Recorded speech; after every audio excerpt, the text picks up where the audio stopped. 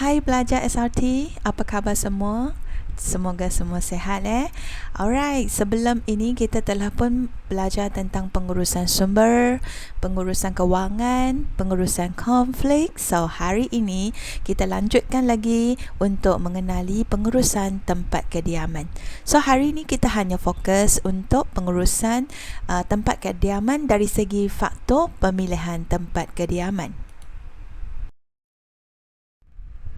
Baik, objektif yang ingin dicapai hari ini ialah mengetahui konsep pengurusan tempat kediaman. Anda dikira berjaya sekiranya dapat mengenal pelbagai jenis tempat kediaman, kemudian menerangkan faktor yang mempengaruhi pemilihan jenis dan kawasan tempat kediaman. Jom kita sama-sama belajar. Baik, kita lihat dulu apa maksud tempat kediaman atau rumah ni. Okey, tempat kediaman ialah tempat tinggal yang dapat memberikan perlindungan, keselamatan dan keselesaan kepada ahli keluarga. Ya, ahli keluarga tinggal bersama mesti rasa dilindungi, rasa selamat dan selesa. Dan tempat kediaman memberi ruang kepada ahli keluarga untuk berkumpul dan berinteraksi selepas menyelesaikan semua aktiviti harian. Ya, ada satu tempat ruang, untuk kita sama-sama memenuhi keperluan fizikal. Mungkin sudah berjumpa, kita boleh salam, kita boleh peluk. So itulah fungsi tempat kediaman yang boleh memenuhi keperluan fizikal dan juga keperluan sosial, di mana kita boleh berbincang bersama, menonton televisyen bersama, menjalankan aktiviti bersama. Lagi satu dari segi psikologi, memenuhi keperluan psikologi dari segi emosi. So kita beri kalakan antara satu sama lain di tempat kediaman kita. So kita dari segi psikologi sudah dipenuhi keperluannya.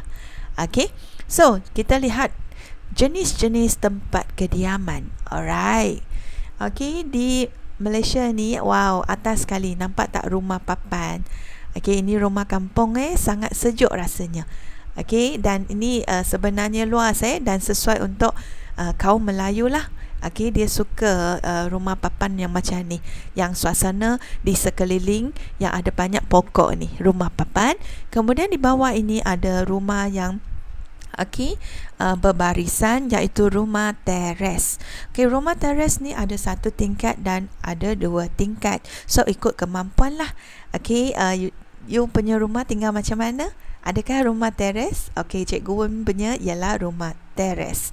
Kemudian satu lagi ialah rumah yang tak ada jiran bersebelahan, itu rumah banglo. Dia lebih mahal. Ada juga yang semi banglo, di mana ada seorang jiran di sebelahnya. Dia semi, maksudnya separuh, tapi sebelah lagi tak ada jiran. Macam tu.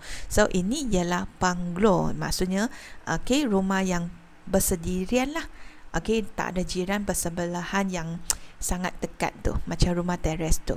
Alright, satu lagi ialah ini bangsaburi, di mana dia bertingkat-tingkat. Kemudian ada kemudahan yang dimiliki bersama, contohnya swimming pool, contohnya spa room, gym room, di mana semua penghuni kena bayar setiap bulan dan semua penghuni bangsaburi boleh guna bersama. Ada juga yang ini rumah flat. Yang ini berbeza dengan bangsaburi, dia tak ada kemudahan yang macam tambahan lah. Contohnya swimming pool, rumah flat tak ada. So kalau rumah flat, dia walaupun bertingkat, tapi dia lebih murah lah berbanding dengan bangsaburi. Dan rumah flat ni tak ada parking personal lah, dia kena parking di bawah. Secara awam lah. Kemudian ada rumah panjang. Ni di negeri Sabah dan Sarawak, dia banyak keluarga yang berbeza tinggal bersama dalam rumah panjang dan dijaga oleh seorang ketua rumah panjang. So yang ini sesuai untuk yang negeri sana, ikut kaum keturunan. Jadi sekarang cikgu tunjukkan ada juga jenis rumah yang berlainan.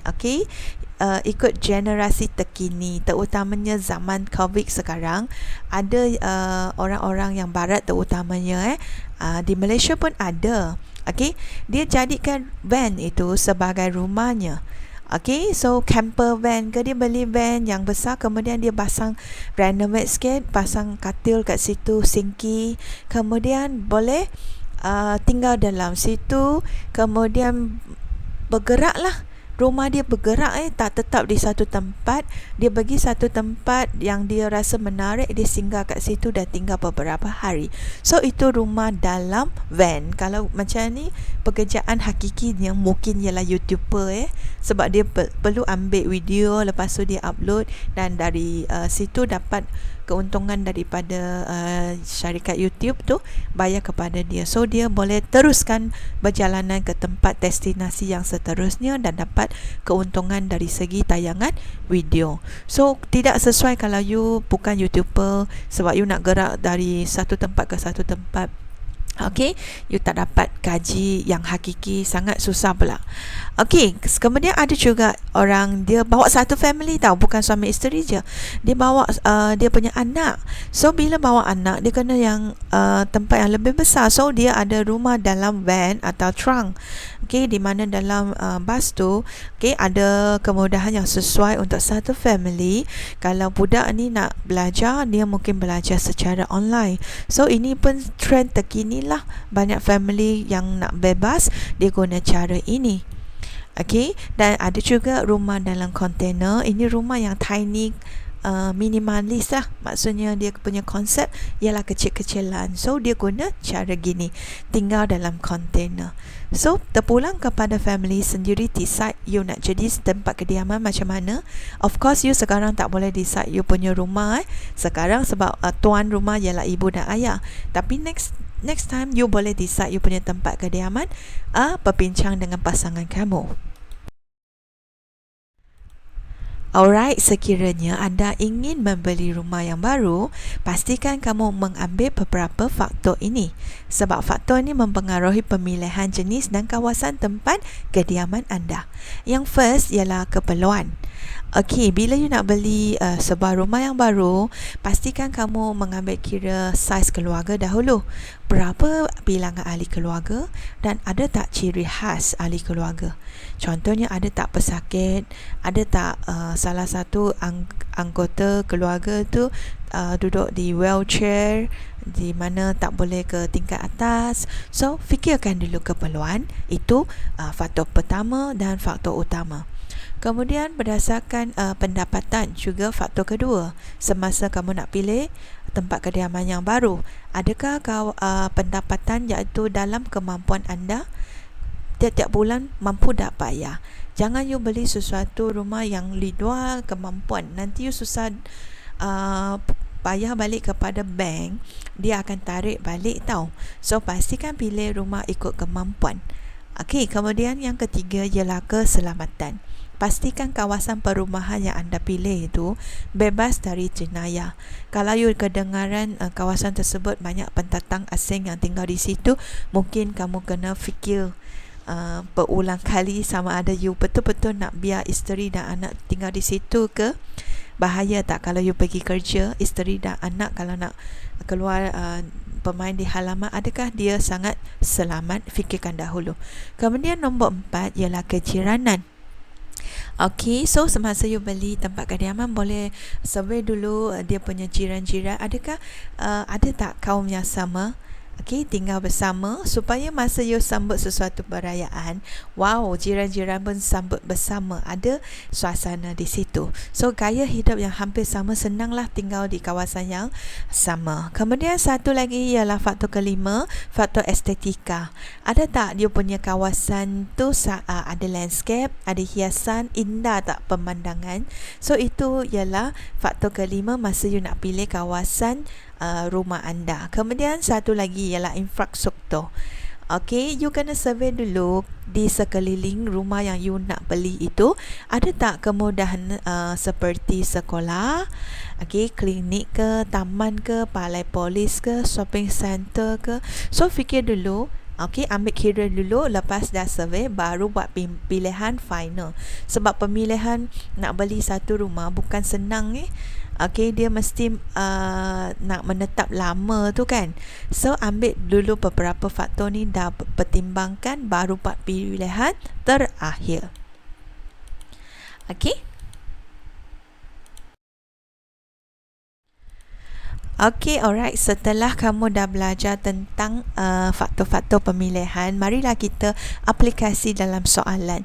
Okey, ini contoh soalan menilai di mana minta you buat bandingan.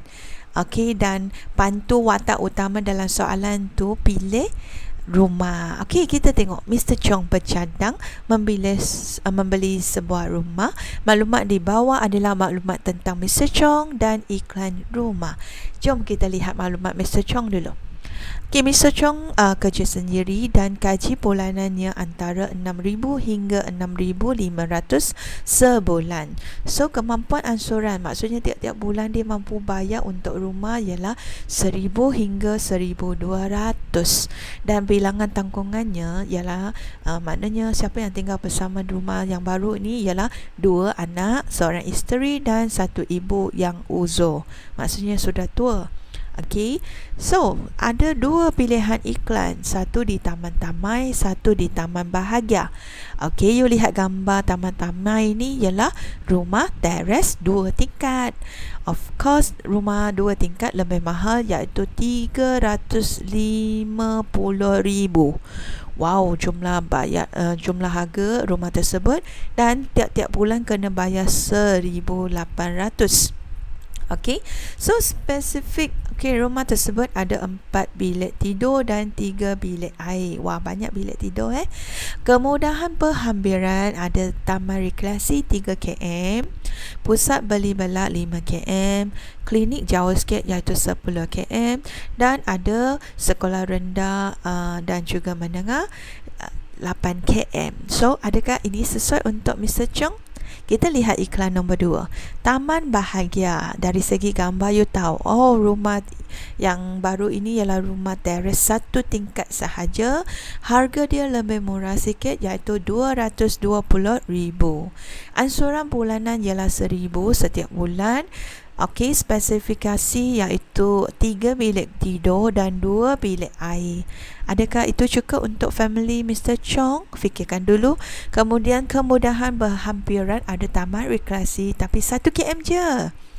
Okey, pusat beli belak 2 km, klinik 5 km, sekolah rendah dan menengah 3 km. Okey, so soalan minta kamu terangkan faktor pemilihan tempat kediaman yang perlu dipertimbangkan oleh Mr. Chong untuk memberi rumah. 12 markah. Alright, nampak perkataan terangkan. Maksudnya you kena jelaskan penerangan kamu dan jelaskan kata kuncinya faktor pemilihan. So, masa Mr. Chong nak pilih rumah, apa faktor pemilihan yang dia akan ambil kira, dan terangkanlah kenapa dia pilih itu. Okey, so untuk jawab soalan ni 12 markah. So di sini ada 2 taman kan. So 6 markah untuk 1 taman. Jom kita belajar teknik menjawab. Alright, bila you nak tulis, faktor yang diambil kira oleh Mr. Chong dan juga terangkan, pastikan kamu buat ayat gini. Okey, buat dulu Taman Damai. Jelaskan dulu faktor yang diambil kira iaitu faktor keperluan. Dari segi faktor ini, rumah baru Taman Damai ini tidak memenuhi keperluan bagi Mr. Chong. Kemudian terangkan, sebab beliau mempunyai seorang ibu yang sudah uzur, tidak sesuai berada di tingkat atas. Alright, bila you tulis satu faktor, you tulis kesesuaian dia tidak memenuhi keperluan, kemudian you jelaskan sebab dia ada ibu yang sudah uzur. Nampak tak? Bila you ada faktor, ada penerangan, you dapat 2 markah dari ayat yang pertama ini. Boleh bayangkan kalau 2 tingkat, cucu dia naik, ibu dia nak kejar tu, wow, satu beban so itu penjelasan dan faktor dapat 2 markah. Kita tengok ayat kedua. Dari segi faktor pendapatan pula, juga tidak sesuai sebab ansuran bulanan rumah yang perlu dibayar di luar kemampuan Mr. Chong. Yes, bila you dah tulis faktor, jelaskan tidak sesuai kerana di luar kemampuan, penerangan dia ada. Ayat ni juga membawa 2 markah untuk kamu. Alright, jelas tak macam mana nak jawab? Ingat faktor dan penerangan, 2 markah. You juga boleh tulis Mr. Chong tidak mampu membayar okey, ansuran yang tinggi. Tulis macam tu penjelasan, you boleh fikir secara rasional. Okey, kemudian faktor ketiga yang diambil kira ialah faktor infrastruktur. You tulis dari segi infrastruktur, kemudahannya lebih jauh kalau berbanding dengan taman bahagia. Kamu boleh juga jelaskan iaitu taman rekreasi dia berapa km, klinik dia berapa km. Jelaskan. Okey, dapat markah juga. Okey? So, 2 markah dari ayat ni ada faktor, ada penerangan. Kemudian satu lagi, estetika. Faktor estetika, taman-taman ini juga kurang sesuai sebab taman rekreasinya jauh daripada rumahnya. So, bila you tulis macam ni pun dapat 2 markah. So, antara 4 jawapan ni, pilihlah 3 ayat. Okey, di mana ada 3 faktor pemilihan dan 3 penerangan. Anda sudah dapat 6 markah. Kita tulis pula jawapan untuk taman bahagia. Sebab you buat pandingan analisis untuk menilai untuk Mr. Chong kan. So you tuliskan taman bahagia, rumah baru di taman bahagia sesuai sebab memenuhi keperluan. You sentuh perkataan keperluan tu dapat 1 markah sebab itu faktor. Maka faktor Okey, kemudian you jelaskan sebab bilik masih mencukupi sebab ada 3 bilik kan. Untuk semua ahli keluarga dan 1 tingkat amat sesuai lah untuk ibu yang sudah uzur. Bila you dah buat penerangan, 1 faktor 1 penerangan, 2 markah sudah masuk kocek anda. Okey, kemudian kita lihat ayat nombor 2. Dari segi faktor pendapatan, sesuai juga. Rumah di taman bahagia sangat sesuai sebab sesuai dari segi pendapatan Mr. Chong kerana beliau mampu membayar ansuran bulanan rumah. Okey, 1,000 tu memang sesuai lah, mampu membayar. So you jelaskan macam tu, 1 markah. Ingat ayat penjelasan tu bergantung kepada situasi tau. Elok kalau ayat penerangan you sentuh pula ada perkataan watak utama tu, Mr. Chong tu. Okey, dapat score point. Satu lagi ayat dia dari segi infrastruktur. Ya, faktor infrastruktur dipenuhi juga sebab infrastruktur lebih dekat berbanding dengan taman-taman. Kamu boleh tulis kat situ contohnya klinik hanya berapa km, sekolah menengah dan sekolah rendah berapa km. You boleh tulis macam tu biar penjelasan kamu lebih jelas. Okey. Kemudian satu lagi ialah dari faktor estetika. Okey, rumah di taman bahagia amat sesuai sebab terdapat taman rekreasi yang berdekatan dengan rumah. So, sekali lagi, bila you dah tulis faktor dan penerangan, dapat score point. So, 4 jawapan ni, pilih mana-mana 3 faktor pemilihan dan jelaskan 3 penerangan, terus dapat 6 markah. So, 6 campur 6, 12 markah. Anda sudah skor penuh. Okey, di sini cikgu tunjukkan anda juga selain tulis dalam perangan, okey, anda juga digalakkan tulis dalam bentuk jadual. Okey, kalau you tulis dalam bentuk jadual, untuk faktor you hanya tulis sekali lah. Kemudian kamu buat perbandingan setara. Okey, you jelaskan kenapa taman-taman itu dari segi faktor keperluan tidak memenuhi. Okey, you jelaskanlah sebab ibu dia sudah uzur. Kemudian buat perbandingan setaranya, tulis taman bahagia tu dapat memenuhi keperluan dan sesuai untuk ibu yang sudah uzur. Bila you tulis begini pun dapat score point. Okey, kemudian dari segi faktor pendapatan, taman-taman itu di luar kemampuan, manakala yang taman bahagia tu Mr. Chong mampu bayar. Ingat masa you jelaskan tu bergantung kepada situasi dan guna nama watak utama tu dalam jawapan kamu semasa kamu buat penerangan. Faham? So dari segi infrastruktur faktornya, so you tulis taman-taman lebih jauh. Infrastruktur dia, kamu boleh tulis contoh klinik berapa km di situ jelaskan. Kemudian sama juga untuk taman bahagia. Untuk faktor estetika pun terang gitu dan buat perbandingan setara. So ini ialah jawapan yang anda boleh tulis masa jawab soalan peperiksaan. Cikgu harap you boleh score point dengan cara yang betul dan dapat markah penuh.